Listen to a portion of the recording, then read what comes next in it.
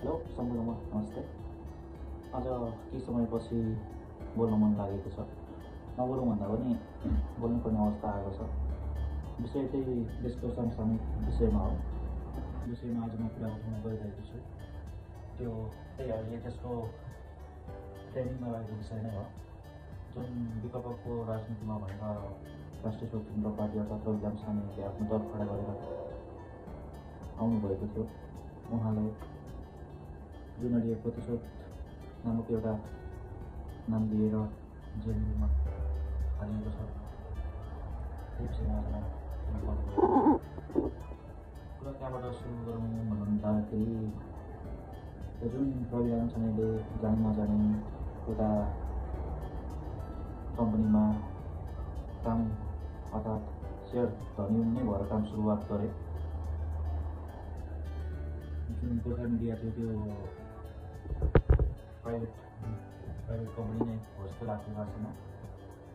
प्राइभेटमा आएको कम्पनीमा पैसा इनामीमा कति भएको रहेछ भने सरकारी ऐन हुन्छ त्यसले हेर्ने होला। तर यहाँ सरकारी ऐन भन्दा पनि सिधै सरकार लागेर नै छानबिन गरिएको देखिन्छ। संसदीय छानबिन समितिले पनि रवि लामिछाने सरकारी ठगीमा पैसा इनामी गरेको नदेखेको उसले नै त्यो जिकिर गरिसकेको छ। संसदीय छानबिन समितिले नै रवि लामिछाने सरकारीमा पैसा ल्याउनमा कुनै हात नरहेको देखिसकेको छ। त्यसपछि नै किन पापाचौडा जिल्लामा मुद्दा हालेर अहिले कुम्पछेको लागि थुनामा राखिएको छ। बन्दी प्रत्यक्षीकरणको फैसला आउनु पनि कहाँसम्म बन्दी प्रत्यक्षीकरणको मुद्दा चाँडै फैसला आउनु पर्ने हो, तर त्यसमा पनि धेरै नमिल्ने भन्दै 1 महिना पछि नै त्यसको फैसला सुनाइयो। त्यसमा केही छैन, कारणले सर्वोच्च अदालतले आफ्नो नबसेर नै गर्यो होला। तर जुन पनि अहिले भइरहेको छ, रवि लामिछाने भनेको विकल्पको राजनीति गर्न आएको एउटा व्यक्ति। उहाँमाथि धेरै मान्छेको आशा छ होला।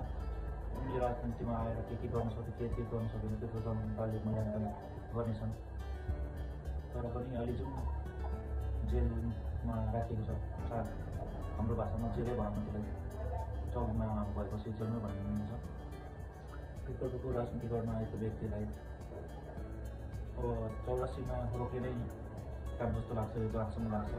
अब 5 उसको दोषी हो भने फास्ट ट्र्याकमा मुद्दा हेरेर दोषी छ भने कारवाही गर्नुपर्छ। कोहीले पनि अरूले खान पाउँछ भन्ने छैन।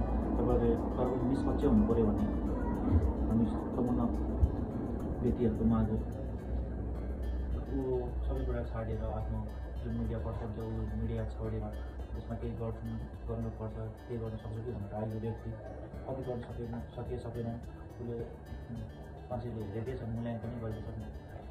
जुन अहिले राज्यले प्रतिशोध नामक एउटा दिएर व्यवहार गरिरहेको छ, ऊ दोषी छ भने चाँडै नै त्यही अनुसारको फैसला गरेर जेल जलाउन गर्छ हुन्छ। तर उता राजनीति गर्नु भनेर आएको व्यक्ति 84मा बोलेको छ, जसले पनि बाहिर निस्किने छ, आफ्नो संगठन बलि बनाउनु पर्ने छ। अनि अहिले यो प्रविधिले चाहिँ राम्रो हुँदैन। जसले पनि दोषी छ भने कारवाही गरेर जेल जलाउन गर्दाखेरि त्यसमा कसैको आपत्ति छैन। फर्की खान अरू लुटी खान कसैले पाउँदैन कानुनसँग। दोषी छ भने दोषी प्रमाण गरेर जेल चलान गरिदिन्छ भने उसको फास्ट ट्र्याकमा त्यो अनुसारले कारवाही गर्नुपर्छ। तर यो मान्छेलाई अल्झाउने त्यो व्यवहारले पनि कतै पनि राम्रो नतिजामा लाग्दैन।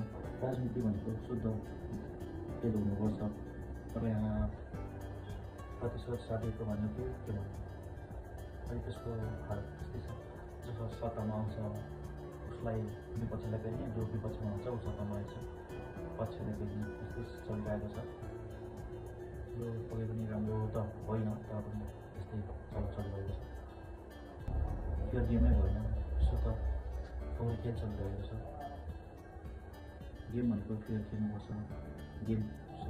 गेमसँगै लिएर राजनीति पनि फेयर हुनुपर्छ। कसैलाई बोक्ने कसैलाई ठोक्ने यो प्रवृत्ति बिल्कुलै राम्रो होइन। चौरासीमा अब सबै व्यस्त देख्छु म, त्यो पनि भन्न सकिनँ। ठुला पार्टीहरूको दबदबा छ, उहिलेदेखि नयाँ केही गर्छु भन्नलाई सकिन्न, गाह्रो छ। उदाहरणको लागि सागर ढकाल डडेलधुराबाट लडेको उसको देखिहाल्यो।